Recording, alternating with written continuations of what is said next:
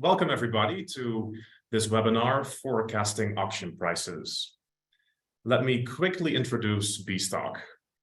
Bstock is the world's largest B2B auction platform where we connect the world's largest retailers and manufacturers to hundreds of thousands of business buyers.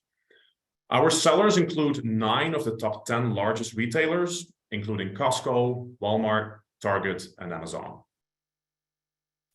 We regularly provide our sellers with insights into the purchasing behavior of the secondary market.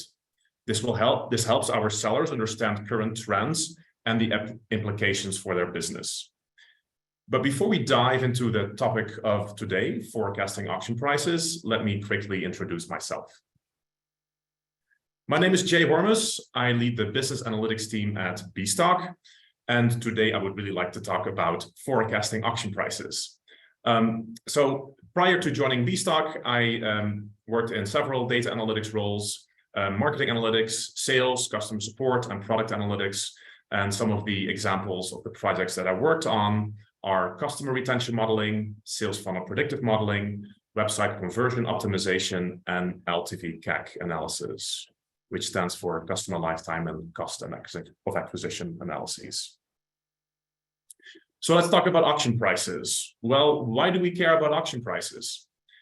Our sellers, they want high prices for their auction products in order to recover as much of their returned and overstocked products as possible. But which factors lead to high auction prices? With the benefits of more data and sophisticated modeling, now we can better identify which factors lead to a high recovery rate.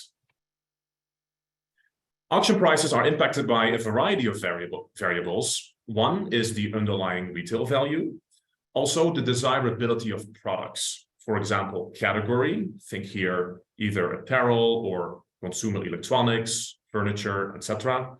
The condition, either brand new or used or dented, and also the product brand.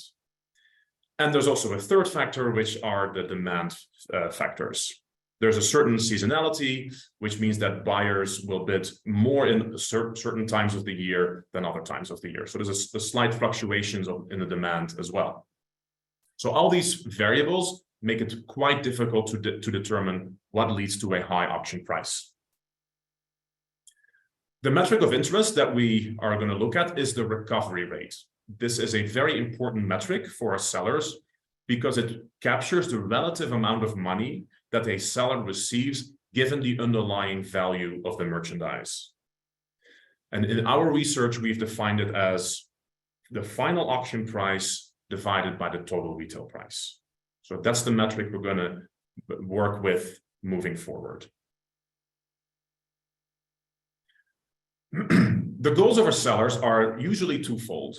First is to maintain and grow recovery rate over time. And the second goal is to optimize warehouse utilization by removing excess inventory quickly out of their warehouses. This presentation will focus on point number 1, and it is my goal today to give you a few ideas that you might want to try in the operation of your reverse logistics. So this graph illustrates the fluctuations of a typical seller over a 12-month time period. And that's what you see over in the horizontal axis, January through December, and on the vertical axis, we have recovery rate.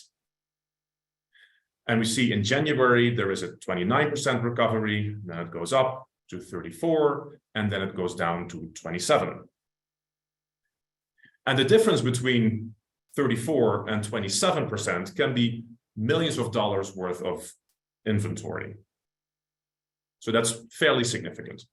So not only the recovery rate fluctuates, as you see here, but also the inventory supply fluctuates. So 1 month there might be more apparel, the next month there might be more consumer electronics, the next month more furniture. These things vary over time. And all these variables make it hard to determine what then moves the recovery rate. So the goal of the project that we started a year ago is to predict the recovery rate based on known variables. For example, category, condition, brand, and many others. And once we plug in all these variables, we can determine which factors lead to a high recovery rate and which ones don't really matter as much, and which ones pretty much do not matter at all. And the outcome, we use that to increase the recovery rates for our sellers. So let me quickly talk about the data and the methodology. For this model, we used over 100,000 auctions in 2022, and we considered over 100 variables. We used two different machine learning models to explain the recovery rate. The first one is linear regression, and we used that for easy interpretation of the variables. And the second method we used was XGBoost. And we did that to validate our findings and also to get a higher model accuracy. So let's now talk about the variables or the tactics, the factors. I kind of use these terms interchangeably throughout the presentation. Let's now talk about the different tactics that lead to a high recovery rate. What we'll do is we'll discuss each factor individually first and then kind of bring it together in a final model. We also start with the more foundational basic tactics first, and then talk about the more advanced tactics. Let's start with the product category, which is a very important tactic. Bstock assigns a high-level category to each auction that a seller offers on our platform. And this is a screenshot that you see here from our website, which shows these high-level categories that we use. So for example, there's apparel, footwear and accessories, appliances, automotive supplies, and so on. And our buyers, they can use this to get to the relevant auctions easily. So if we look at the recovery rate by these Bstock categories, we see there's quite a bit of variability. We see that the top two categories, computer equipment and software, and consumer electronics, have 3 to 4 times as high of a recovery rate as mixed lots, which is all the way at the bottom. So this slide shows the first takeaway: putting products into lots by category will increase recovery. And we're working currently with several sellers to move them from mixed lots to specific category lots. And typically, they see a large increase in their recovery rate, anywhere from 30% to 100%, and sometimes even more. But not only the high-level categories matter, also the subcategories matter. So here you see the same screenshot as we looked at before, but now we want to dive a little bit deeper into these high-level categories by looking at the top subcategories. So we're going to specifically focus on apparel, footwear, and handbags. And that's what you see here. So the first column has the Bstock category, then the second column has the subcategory, and the third, you see the bars that indicates the recovery rate. And we see here that handbags recover twice as much as apparel. And also you can see the other breakdown of the categories below. The takeaway here is that also subcategories matter. And once we add that to our model, we get a higher model accuracy. Let's now talk about product brand. We've observed that products of a certain brands consistently have a higher recovery rate than other brands. So what we did for our project, within each Bstock category, we determined the top and bottom brands. And you'll see an example on the next slide here, where we look at apparel, footwear, and accessories. In blue, you see the top performing brands, and in red, you see the lower performing brands, the bottom performing brands, which are all house brands. And as expected, brands matter. High-end brands tend to recover well, whereas house brands tend to not recover as well. What's new here is that we can actually see how much certain brands outperform others. So for example, Gucci outperforms Burberry, Prada, and the others. So that's a new insight here. What we do is we actively work with sellers to put similar or the same brands in one auction, because we've noticed that will make recovery rate go up.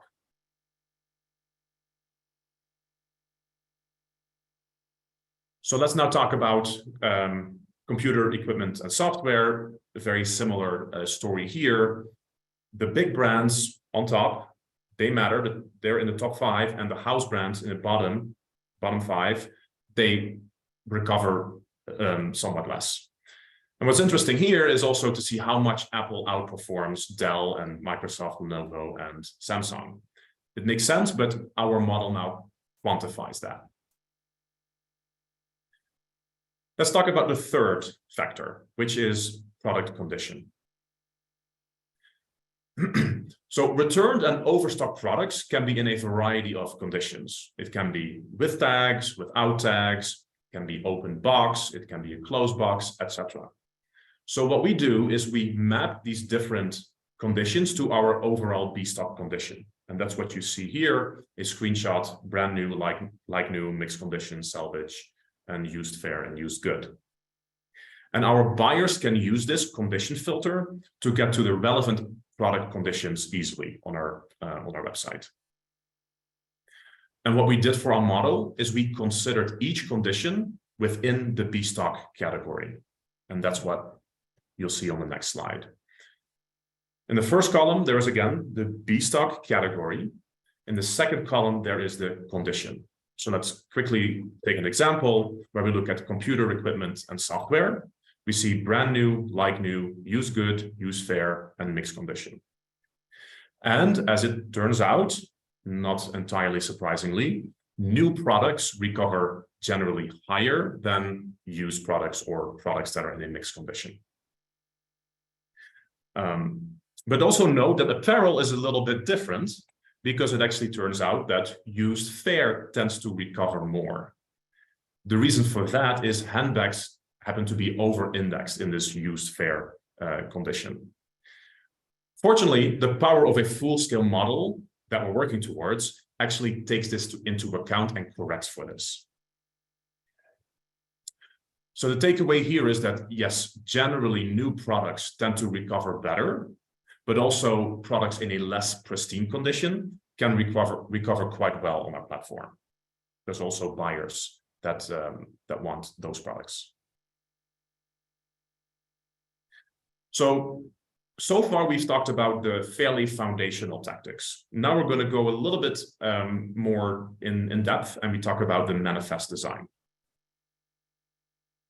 So let's first look at an example of a manifest from our website, which you can see right here on the screen. This manifest contains descriptions of the items that are in the auction. And the manifest helps our buyers in their bidding decisions.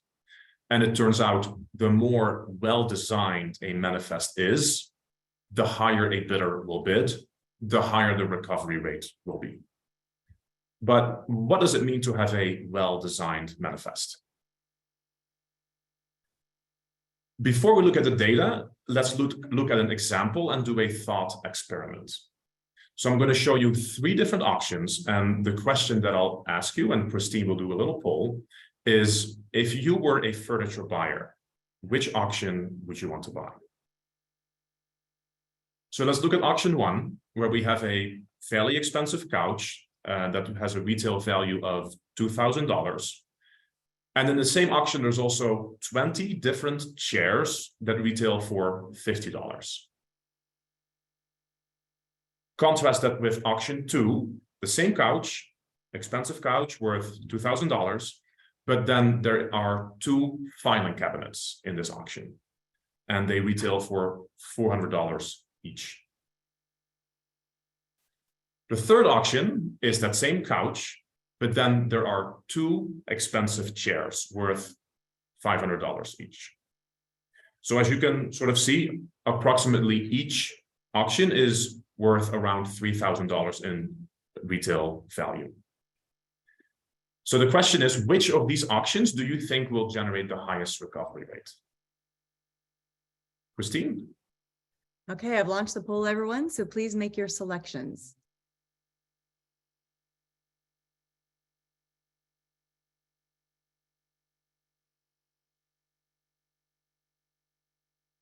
Interesting mix.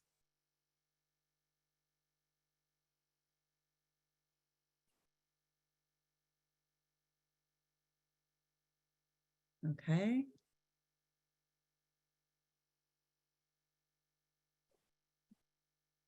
All right. So it looks like we have, I'm going to share some results with everybody here. So about 56% of you chose auction number 1, 6% chose auction number 2, and 39% for auction number 3. All right. Well, it turns out that our audience might be slightly different from our B-stock buyers because our B-stock buyers tend to prefer auction number 3 on average. Not to say that there's no buyers that prefer auction 1. There are also buyers who will prefer auction 2, but on average, auction 3 is preferred. We'll dive into the data in a moment, but first maybe we can kind of think about this intuitively. If you are in need of furniture, you might be running low on stock. You might consider auction 2, but then you get a filing cabinet, and maybe you don't need a filing cabinet. Maybe you don't even have the proper consumer base to sell filing cabinets to.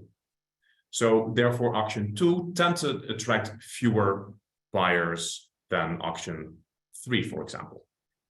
Why might auction 1 be less ideal for some group of buyers? Well, it has an expensive couch, but there are also 20 units of inexpensive chairs. And maybe these buyers don't have the proper consumer base to sell these relatively inexpensive chairs to. In addition, maybe the buyers don't have the storage room to store this many chairs. So auction 3 tends to recover the highest. And this example illustrates 2 takeaways that we'll discuss in the next 2 slides. So if this might not make sense right now, hopefully the next few slides will clarify a little bit.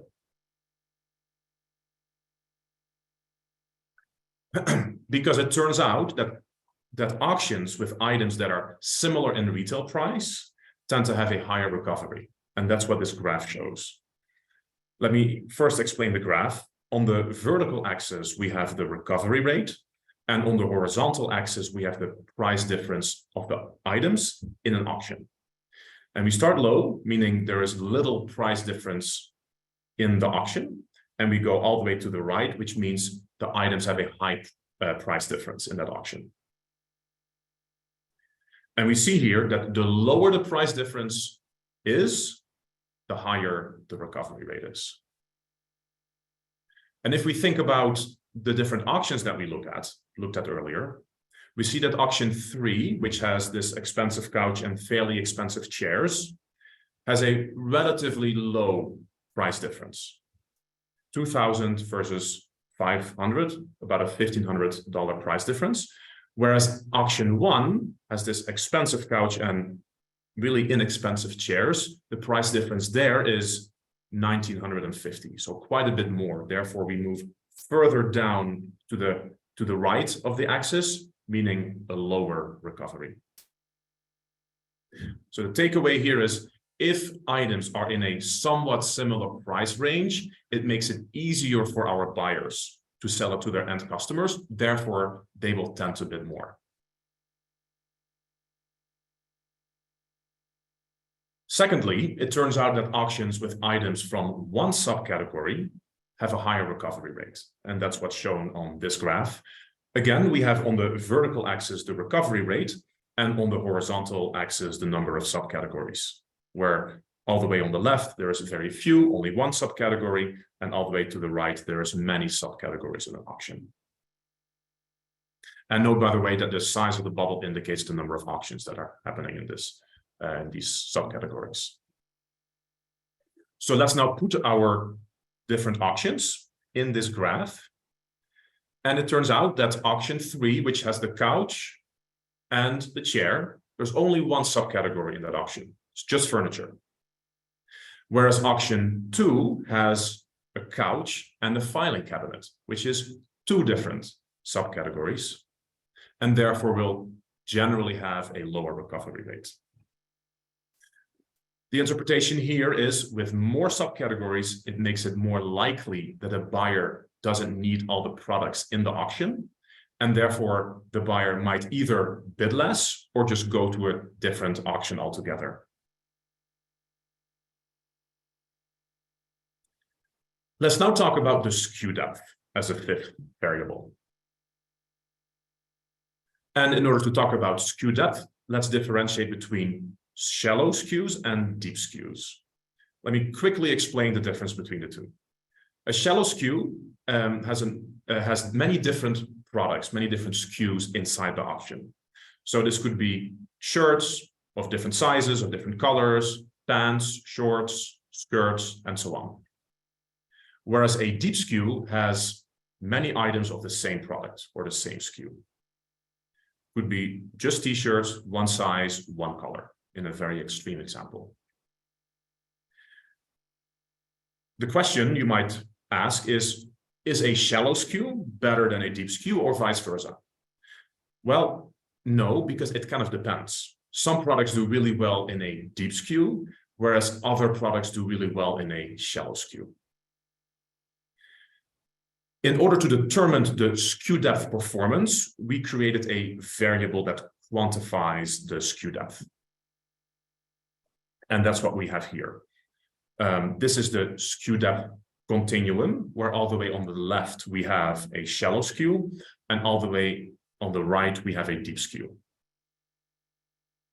And let's put our auctions that we just looked at inside this continuum. Auction 1, these many different items, many different apparel items, different sizes, colors, and so on, go all the way to the left in the shallow SKU. Auction number 2, many shirts of just the same color, same size, all the way to the right in a very deep SKU. And let's now introduce a third auction where we have only shirts, but of different sizes and different colors. So it is still fairly deep, but it's not very shallow. So it kind of goes in between shallow and deep. So this is where the second poll comes in. The question that I would like to ask you is, if you were an apparel buyer and you saw these 3 auctions, which of these auctions would you want to buy? In other words, which do you think generates the highest recovery rate? Christine, do you want to do the poll? Yep, I've launched the poll. So again, go ahead and make your selections. So yeah, if you are an apparel buyer, which auction would you prefer?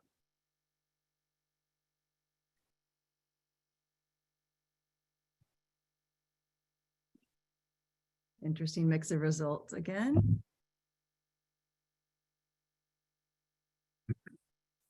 Okay, results are still coming in. All right, so it looks like, oh wait, it's a couple more. All right, so I'm going to share the results right now. So we had 45% of you chose auction number 2. No one chose auction number 1, but 45% chose auction number 2, and 55% chose auction number 3. Wow, those are interesting results. So it turns out that auction 1 and auction 3 tend to generate higher recovery in apparel. And we'll illustrate that in the next few slides, meaning shallow SKU, a very shallow SKU or a somewhat shallow SKU tends to do better. And in the next few graphs, we'll use this continuum where the shallow SKU goes all the way on the left and the deep SKU goes all the way to the right.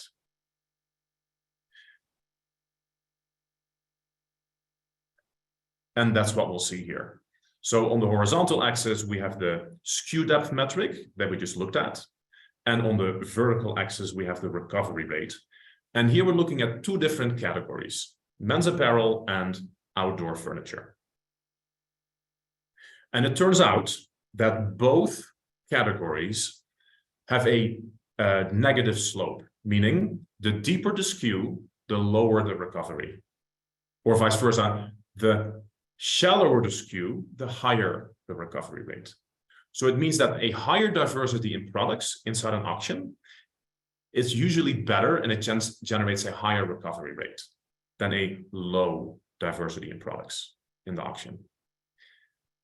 And by the way, also note, if you look to the right, outdoor furniture, that effect is stronger because the slope is steeper, meaning that a deep skew will be relatively more detrimental to the recovery rate than men's apparel.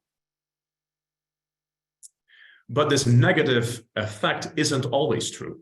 It is true in men's apparel, it is true in outdoor furniture, but other categories, it's actually the opposite effect. So look at the line here, it goes down, whereas other categories, it actually tends to go up. We'll look here at luggage and sporting goods. So again, the inverse effect is visible here. The deeper the skew, the higher the recovery rate. And notice if you look at sporting goods that this is true up until a certain point, right? We see this, these bubbles kind of go up until a certain point and then they disperse. So a relatively deep skew is advantageous for sporting goods, whereas luggage seems to be the deeper the skew, the better it is. So the takeaway here is skew depth matters, but it really depends on the category. So now we discussed 5 variables that impact the recovery rate: the product category, the brand, the product condition, manifest design, and the skew depth. So now B-Stock has the ability to predict recovery rates, leveraging these variables and some others too that we haven't discussed, but these are among the most important ones in our model. So once we plug them into our machine learning model, we have a very high accuracy in the recovery rate prediction.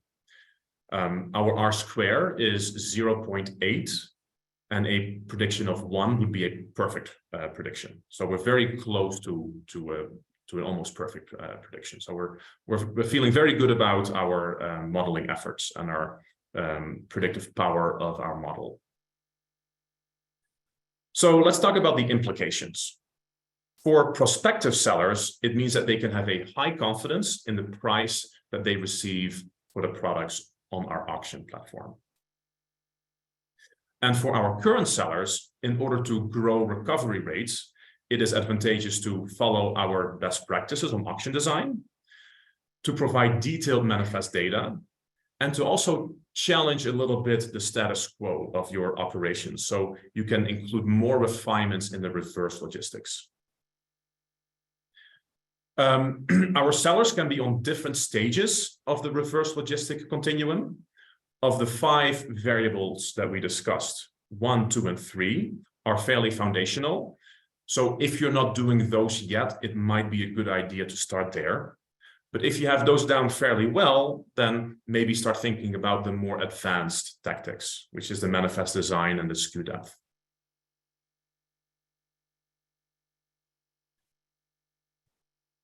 So this is the end of my presentation. I want to thank you very much for your attention. I'm happy to address any kind of questions you might have. In the meantime, here are some additional resources on B-Stock. All right, everyone. Thanks for everyone's participation. So we'll go ahead and go through some questions. Feel free to ask them in the Q&A box on your screen, and we'll get to them as we go. So a couple questions have come in already. So the first one is, how well does the model explain the actual recovery rate movements? Quite well. This goes back to the predictive power that I briefly discussed. The R square, which is a metric of model performance, is 0.8. And this is a metric that usually is in between 0 and 1. So we're very close to a high model performance. Okay. Another one here. What are some of the major factors that have the greatest influence on auction recovery? Well, then I would go back to our top variables. Very important is to lot products by category. That is the biggest bang for your buck. And then the other ones are kind of in order. So product brand gives a bit more increase in the recovery than condition, which gives a bit more than manifest design and SKU depth. The product category is certainly very, very important. Alrighty.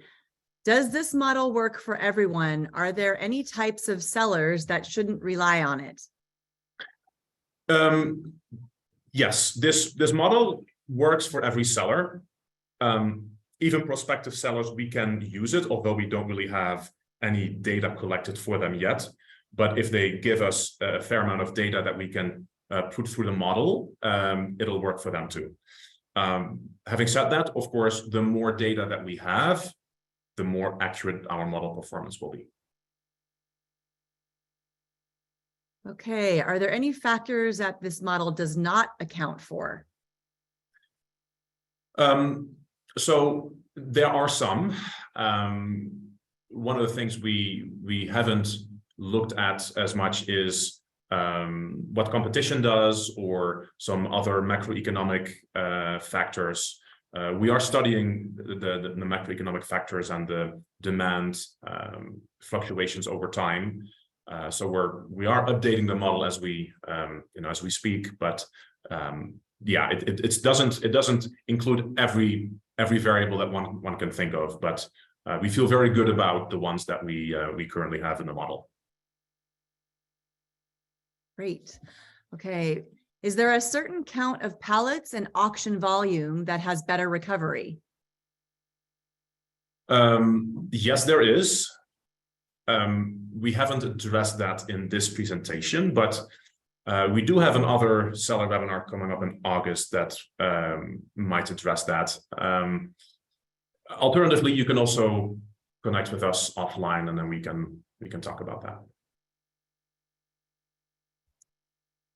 Great. Okay. Does Bstock sell its auction performance data or offer any consulting services to non-platform subscribers? We do not, but our sales team can work with prospective sellers, and we're happy to provide them with recovery rate estimates. Okay, I see one more here so far. On some low value inventory, I need to prioritize velocity over recovery.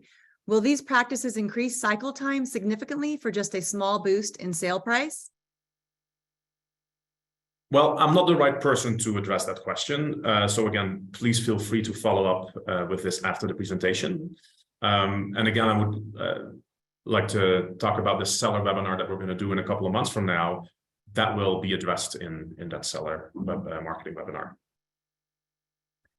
Okay, fantastic. It looks like that's it for questions so far. So thank you again, everyone, for joining us today. Hope you learned some valuable insights. Appreciate everyone's participation and time. Yes, stay tuned for our next webinar at the beginning of August, where we'll talk about some of these things a little bit further and go into some listing optimization techniques. And everyone have a great day. Thanks again. And for any questions we did not get to, we'll follow up with you directly afterwards.